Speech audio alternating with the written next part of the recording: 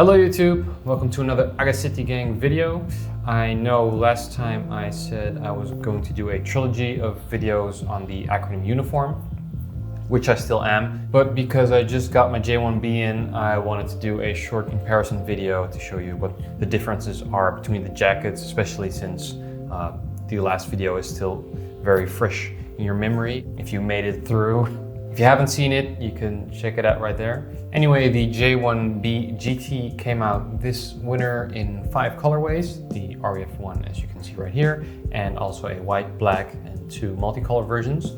We have seen the J1B before in 2016 when it was released as the J1B-S in Stadsetterproof, or as it was called then, High Density Gabardine, which I don't know if it's exactly the same, but I know they are both a form of Ventile cotton. The difference between that version and this one is that the gabardine version did not have the shoulder pockets, and the collar was a 3D stowaway hood collar without a detachable storm hood like this one, as did the J1A-GT 2.0, the version before the 2.2. So the cut of this version is exactly the same as that of the J1A-GT 2.2 I reviewed 2 weeks ago. I haven't measured it to the centimeter, but I've worn them both now quite a bit, and I can say they feel exactly the same. Then let me touch on the parts where they differ. First of all, the flak pocket, the missing flak pocket, obviously. This was something that I was afraid I was going to miss even before I bought this jacket, because I really loved the flak pocket on the J1A very much, which is one of the reasons it's my favorite jacket.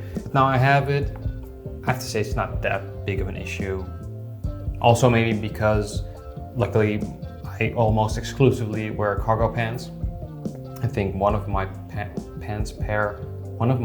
of pants is not a cargo pair of pants. Cargo pants pair. One of my pair. I only have one pair of pants without cargo pockets. It's not like I'm lacking storage space or anything. And actually I do kind of like the cleaner look without the flak pocket in the front. It really sets it apart from the J1A, even though it's the same jacket in blueprint.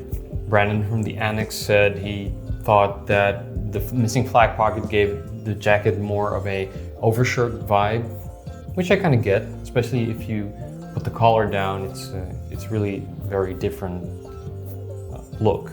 But what still makes it a very close relative to the J1A is the cut, the kind of boxy cut it has.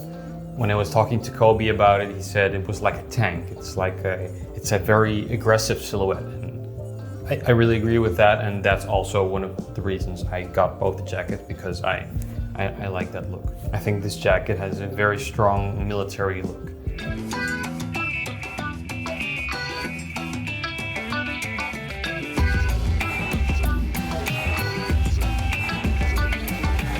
Then instead of the flak pocket added are the shoulder pockets. I have to say, I haven't really used them yet. Sometimes I put some small things in there. I haven't really found a great use for them. I don't really know if I find them super convenient, especially because of the placing on the shoulder. They curve over your arm, which kind of really makes you feel if you put long or big objects in them, and that's not necessarily very comfortable. I've tried putting keys in there or my wallet, but then I can just really feel it on my arm, so I don't really like that. Maybe another pocket for change, since the lipstick pocket is not there anymore.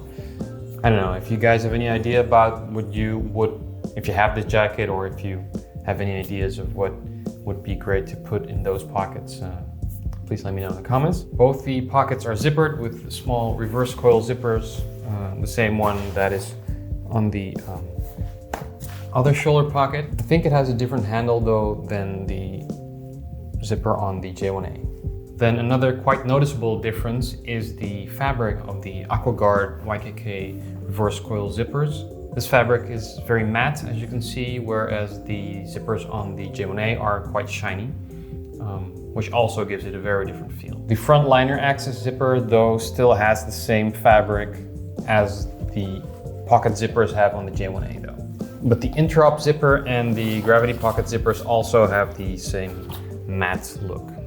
There's one more difference in the fabric, which is not that noticeable on this one because this is the RAF one, but the black Gore-Tex is of a different shade than the black Gore-Tex of the J1A. I have the hood of the J1A here, and I don't know if you can see this on camera, but the Gore-Tex of the J1A-GT 2.2 has a bit of a bluish sheen to it, whereas the Gore-Tex on the J1B is really black.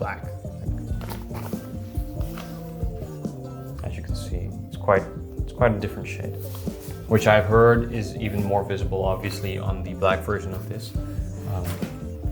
But here, this is the only black part, I believe. Then this jacket came with 2 different hoods, which I think is really nice, especially since they are interchangeable with the black hood of the J1A I have.